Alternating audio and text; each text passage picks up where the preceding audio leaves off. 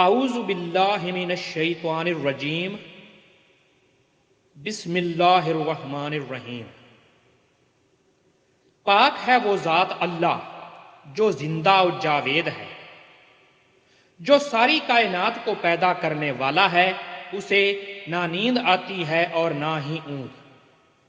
جو کچھ آسمانوں اور زمین میں ہے سب اسی کا ہے، بے شک وہی سب حاضر اور غائب کو جاننے والا ہے۔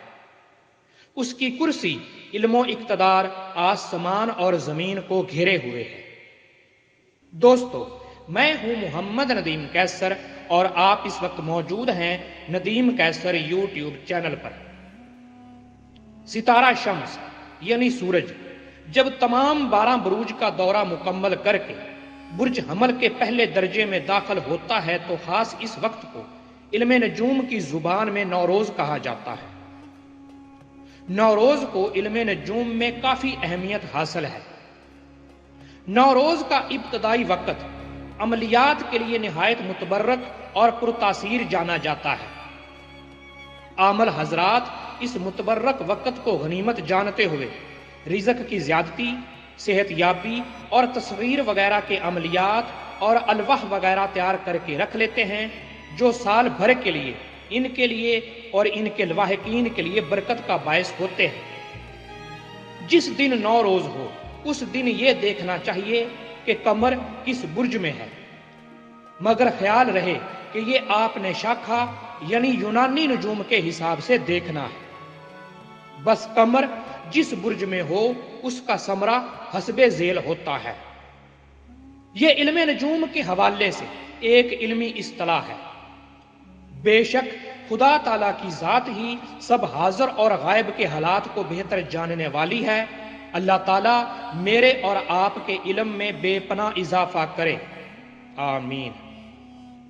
قمر در برج حمل، جس دن نوروز ہو اس دن قمر اگر برج حمل میں ہو تو اس سال بادشاہوں کو خوشی اور بدماش اور بدفعل آدمی اس سال دولت مند ہو جائیں گے۔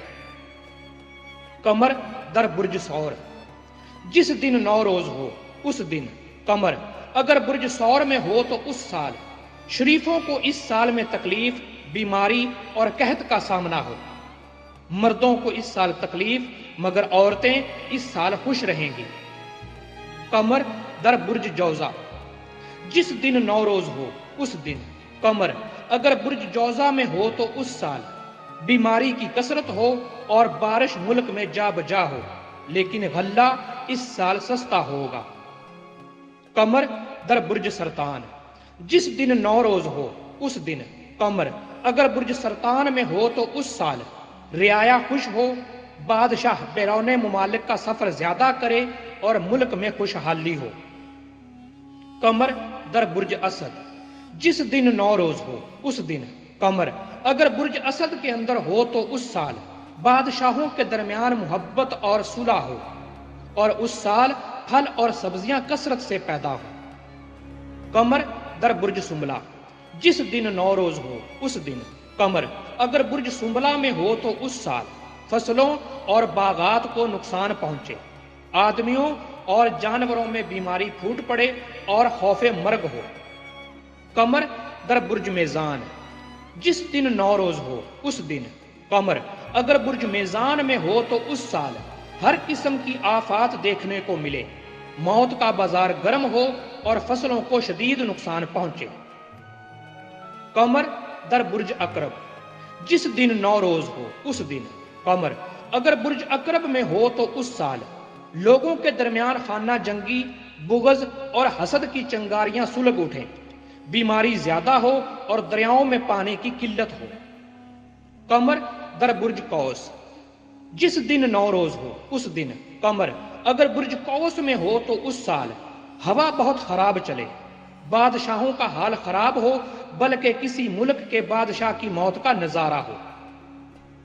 قمر در برج جدی، جس دن نوروز ہو اس دن قمر اگر برج جدی میں ہو تو اس سال ہوا خوب زور کی چلے، غلہ بہت ہو، بارش با وقت نعمت ہو اور پھل اور سبزیاں زیادہ ہوں۔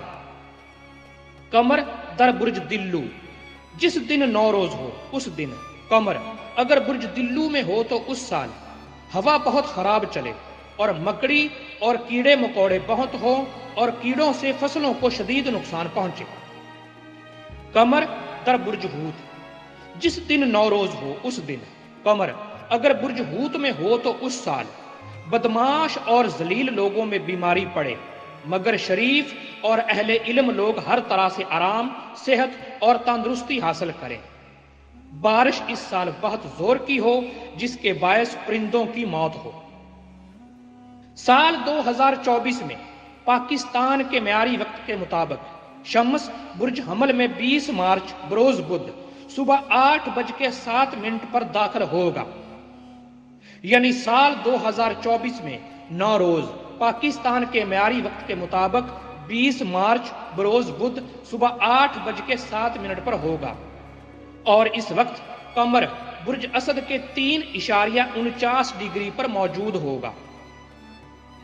سال 2024 میں گرمی کی شدت زیادہ ہوگی اور سردی اس سال کم پڑے گی۔ اس سال لوگ ایک دوسرے سے مکر و فریب کریں گے، عداوت، بخیلی اور بدنیتی بہت ہوگی۔ بادشاہوں کے درمیان محبت اور صلح ہوگی۔ یہ فتنہ فساد کا سال ہوگا اور کسی ملک کے بادشاہ کے قتل کا بھی خطرہ ہے۔ پھل اور سبزیاں اس سال بہت ہوں، روئی، دانے دار اشیاء اور میوہ جات بہت ہو۔ چاول، سردا، خربوزہ اور تربوز اس سال مہنگا ہو۔ بیماریاں اس سال بڑھیں گی، لوگوں کو چاہیے کہ علاج دوا سے غافل نہ رہیں اور گرم چیزوں کے استعمال سے خبردار رہیں۔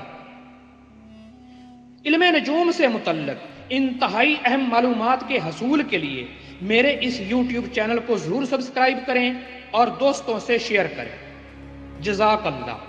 دعاؤں میں ضرور یاد رکھیے گا، آپ کی دعاؤں کا طلبگار محمد ندیم قیصر۔